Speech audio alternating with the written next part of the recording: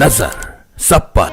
नमस्कार, मैं हूं दीप्ति शर्मा और आप सभी का स्वागत करती हूं थर्ड आई न्यूज नेटवर्क के टॉप 10 बुलेटिन में। आइए बिना देर किए सीधे रुख करते हैं अभी तक की 10 बड़ी खबरों का।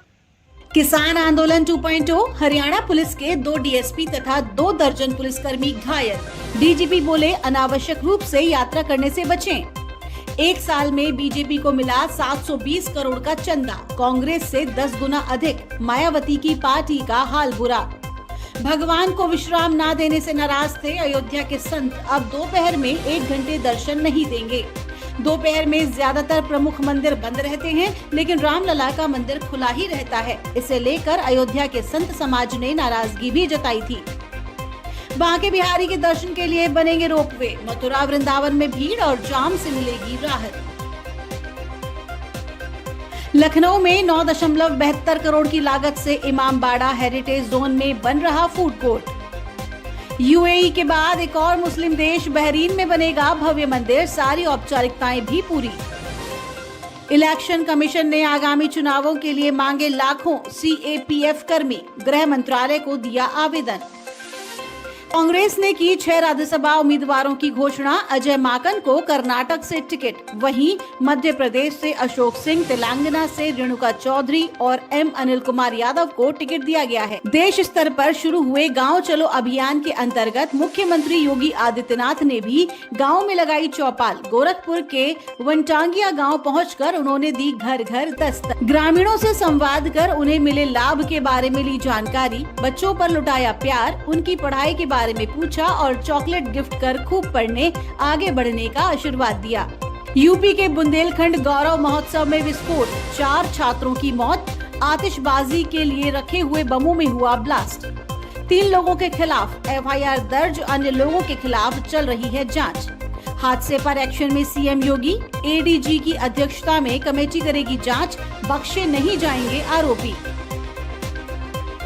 यूपी के कानपुर देहात के चर्चित बेहमई हत्याकांड मामले में 43 साल बाद आया फैसला, एक दोषी को उम्र कैद, फूलन देवी समेत 36 लोग थे आरोपी।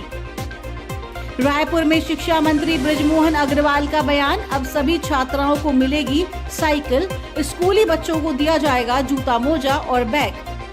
शिक्षा मंत्री ने कहा कि प्रदेश के स्कूलों में 33,000 शिक्षकों की भर्ती होगी। स्कूलों में आध्यात्म और धर्म की शिक्षा दी जाएगी। सभी स्कूलों में आधे घंटे का योग पीरियड भी होगा। वहीं पूरी कैबिनेट के साथ अयोध्या जाएंगे सीएम विष्णुदेव साय, बजट सत्र के बाद करेंगे रामलला के दर्शन।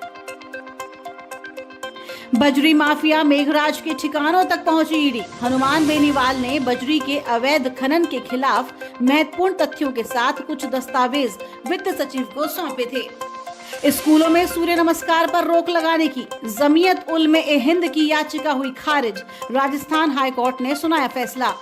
कोर्ट ने कहा, कोई संगठन हाई कोर्ट में तभी याचिका दायर कर सकता है जब वो पंजीकृत हो या याचिका व्यक्तिगत रूप से दायर की जा सकती है।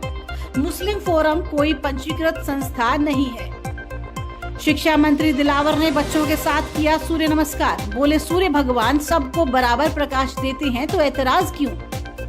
राजीव गांधी राजकीय सामान्य चिकित्सालय अलवर में न वेतन, न पीएफ, न एरियर, विरोध में उतरे जिला अस्पताल के गार्ड कर्मचारी। धरना प्रदर्शन कर जताया विरोध, कर्मचारी बोले कि उनको 1.5 महीने से वेतन नहीं मिला है। कोटा में पढ़ रहे छात्रों के माता पिता से राजस्थान के पुलिस अधीक्षक शरद चौधरी ने की अपील। उन्होंने कहा, हमेशा अपने बच्चों के संपर्क में रहिए। इसके अलावा संबंधित कोचिंग संस्थानों और हॉस्टल संचालक से भी संपर्क में रहें। अपने बच्चे पर पूर्ण विश्वास रखें। उन्होंने कहा, अभिभावकों को कभी अपने बच्चों की तुलना किसी और से नहीं करनी चाहिए। साथ ही बच्चों के स्वभाव पर भी नजर रखें। अगर किसी को भी लगता है कि बच्चे के मन में पढ़ाई का दबाव है तो तुरंत इस पर सोचें और पुलिस से भी संपर्क करें। कैंसर के खिलाफ जंग में रूस को बड़ी सफलता, पुतिन बोले हम वैक्सीन बनाने के करीब। पुतिन ने साथ में ये भी कहा कि रूस कैंसर के टीके और नई पीढ़ी की इम्यूनो मॉड्यूलेटरी दवाओं के निर्माण के बहुत करीब पहुंच गए हैं। इम्यूनो मॉड्यूलेटर ऐसी दवाएं हैं जो आपके इम्यून सिस्टम में कुछ बदलाव कर देती हैं ताकि किसी बीमारी से लड़ने में मरीज को ज्यादा मदद मिले।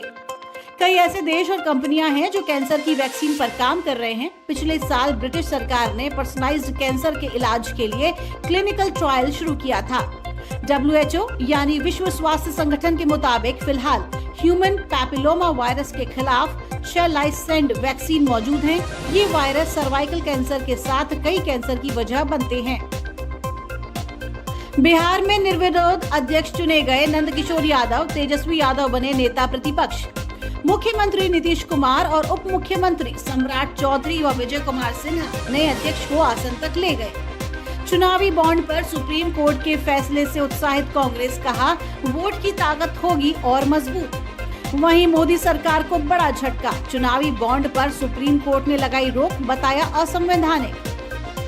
इलेक्टोरल बॉन्ड पर सुप्रीम कोर्ट के निर्णय का गहलोत ने किया स्वागत, कहा ऐतिहासिक फैसला। जापान में मंदी का कहर, जर्मनी ने छीना ताज, बना दुनिया की तीसरी सबसे बड़ी इकोनॉमी, तेजी से बढ़ रहा है भारत। इसकी वजह जापान की कम होती आबादी है। जापान में लोगों की उम्र लंबी हो रही है और वहां बच्चों व युवाओं की संख्या कम है। IPL को लेकर BCCI करने जा रही बड़ी बदलाव, टूर्नामेंट का हिस्सा बनने के लिए रणजी ट्रॉफी खेलना होगा अनिवार्य। नेपाल पुलिस ने अमेरिका जा रहे 11 भारतीयों को छुड़ाया, काठमांडू में गिरोह ने बनाया था बंधक। मुनव्वर ने आदित्य नारायण पर कसा तंज, पापा कहते हैं बदनाम करेगा, बेटा हमारा ऐसा कांड करेगा। आबू धाबी के अक्षर पुरुषोत्तम स्वामी नारायण मंदिर के उद्घाटन समारोह का हिस्सा बने अक्षय कुमार। रेडियो के जादूगर उदयपुर के भूपेंद्र मल्हारा 70 साल से ज्यादा पुराने 250 रेडियो का संग्रह, जल्द होगा इनकी प्रदर्शनी का आयोजन ताकि आज के युवा उन्हें देख सकें। महाभारत के कृष्ण ने पुलिस से की शिकायत, एक्स वाइफ कर रही है टॉर्चर।